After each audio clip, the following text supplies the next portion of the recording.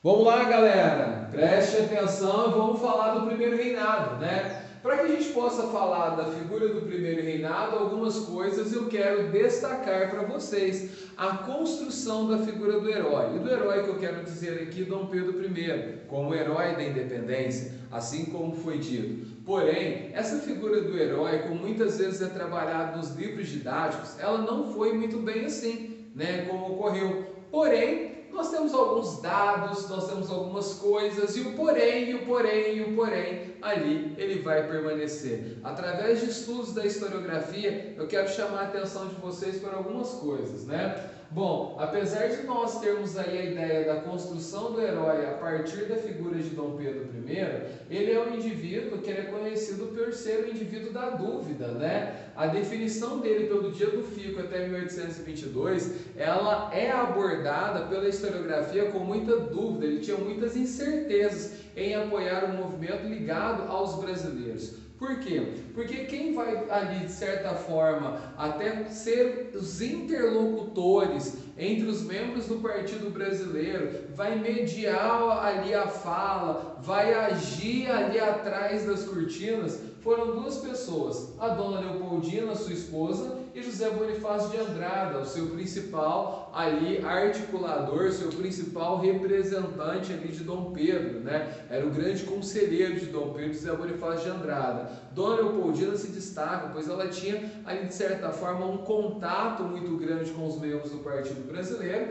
e ali era até uma das pessoas que falavam diretamente, assim como José Bonifácio, para que Dom Pedro fique. A ideia defendida principalmente por José Bonifácio era uma monarquia centralizada, forte, ali fazendo uma abertura pequena aos direitos naturais, mas a manutenção do sistema monárquico no Brasil. Nós temos um destaque aqui, que é o quadro da independência, da independência ou morte de Pedro Américo, e é ali pintado em 1888, famoso quadro dos dragões da independência, os membros do Partido Brasileiro, os trabalhadores no campo. Você já deve ter visto esse quadro já em algum lugar. Meus caros ilustres amigos, a independência não ocorreu daquela forma, entendeu? Foi de uma forma bem mais simples, conforme eu falei para vocês ali, às margens do Riacho do Ipiranga. Ali é uma situação que, se você olhar para a data do quadro, 1888, ele foi pintado no final ali do Império Brasileiro, né? No final do segundo reinado. Era ali uma situação que o segundo reinado já estava na decadência, né? E a situação de tentar deixar a sua marca, a marca do Império, né? Tanto é que a proclamação da República é no dia 15 de novembro de 1889. E naquela situação em que o Império está caindo, eles tentam criar um processo cultural de figuras de heróis. Essa situação já vinha ocorrendo no Segundo Império, já com ali a formação do Instituto Brasileiro, o Instituto Histórico Geográfico, né?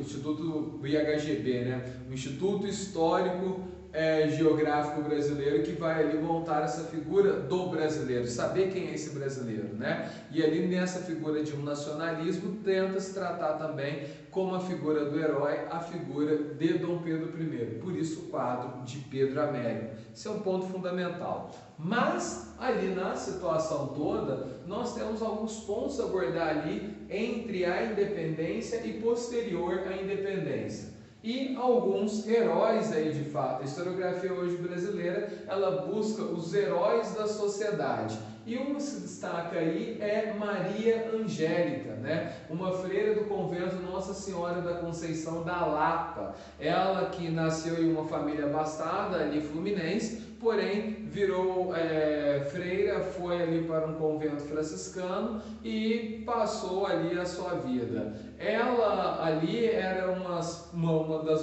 das pessoas que era a favor da independência, chamados independentistas. E havia um movimento dentro do exército que estava ali no Rio de Janeiro, em que os brasileiros apoiavam a independência do Brasil.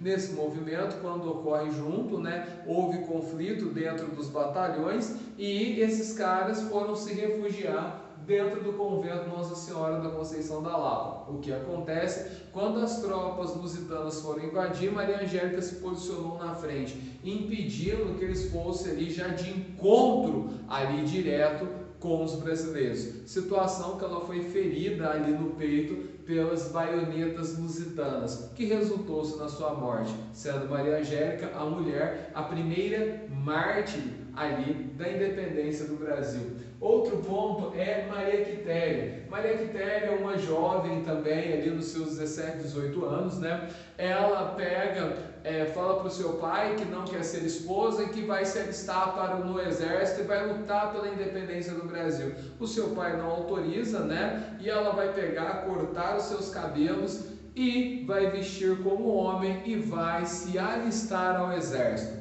No exército, ali, logo nos primeiros meses, se destacou como uma excelente atiradora, o que deu a ela uma presença muito grande, por volta de junho de 1822.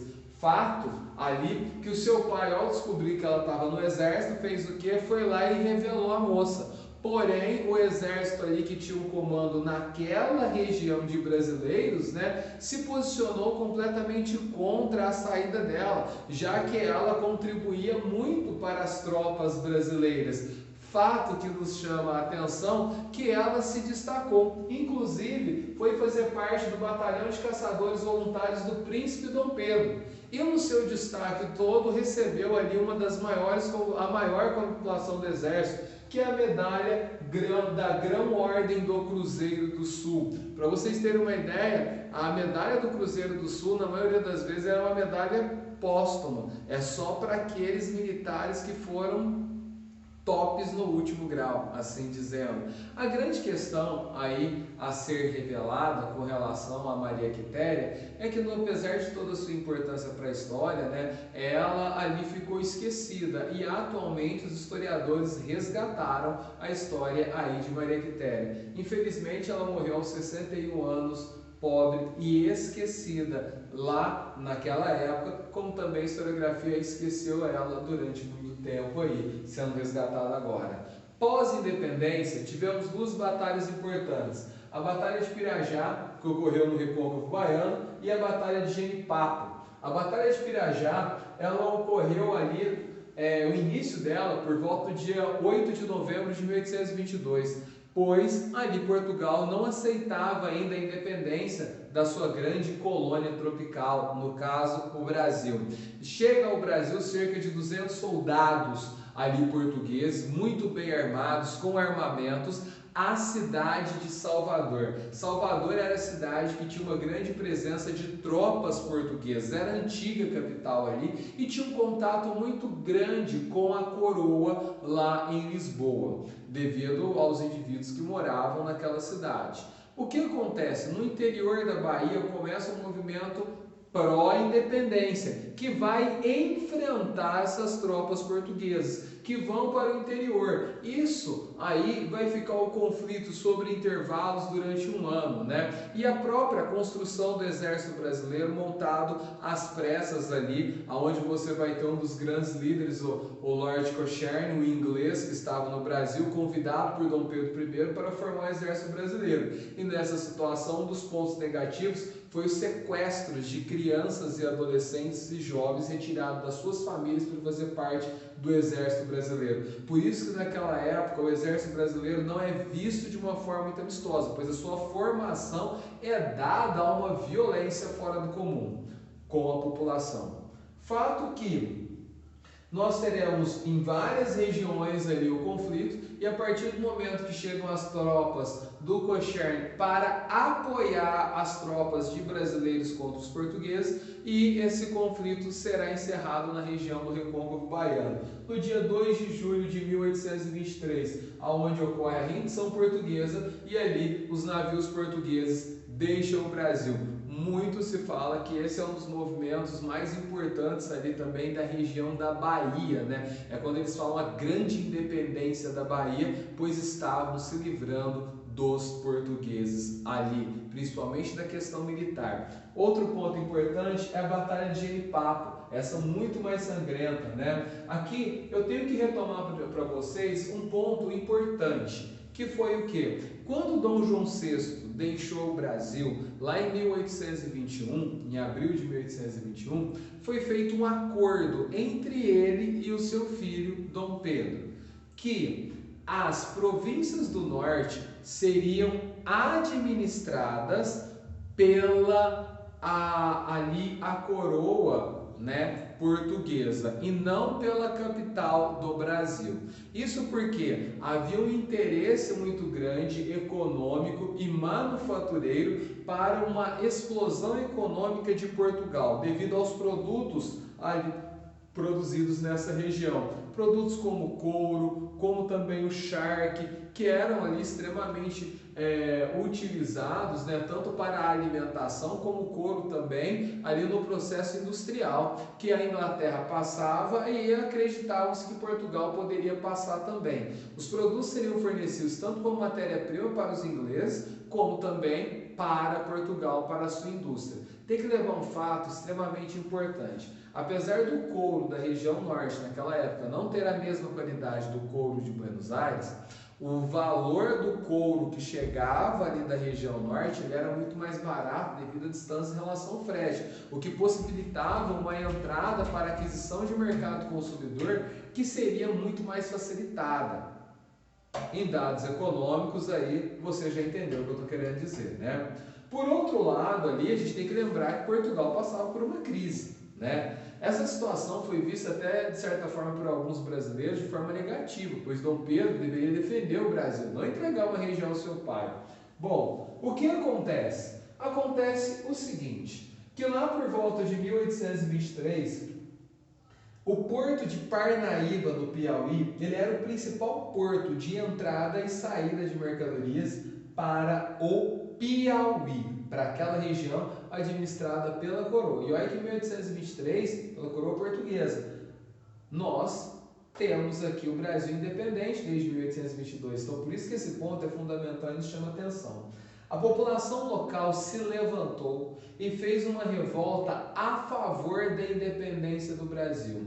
As tropas portuguesas saíram de Oeiras, que era a capital do Piauí, e foram até Parnaíba, no litoral. Oeiras está no interior e era a capital, Parnaíba ali no litoral. Bom, quando chegaram lá, promoveram um verdadeiro massacre com a população brasileira que estava lá, muito resistente. Porém, nesse meio tempo em que eles duelaram lá, outro movimento a favor da independência, e esse muito maior, surgiu na região de Campo Maior, que fica ali no Piauí. E só que aqui havia uma situação diferente. Os grupos reunidos em Campo Maior eram grupos ali não só de piauienses, mas também de maranhenses e cearenses, sabendo que Piauí está entre ali o Ceará de um lado e ali o Maranhão do outro lado. Então o grupo seria muito maior. O que acontece? Ao invés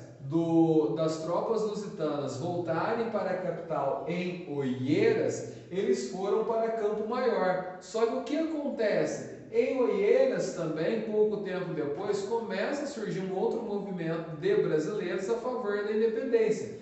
Na Batalha de Campo Maior, é uma batalha horrível, extremamente pesada ali, né? Porque você teve muita gente, a presença era muito grande e ali de fato as tropas lusitanas saíram vencedoras, mas muito desgastadas e muito cansadas, sem condições de retornar até a capital do Piauí, Oeiras, para ali de fato derrotarem ali mais um movimento pró-independência.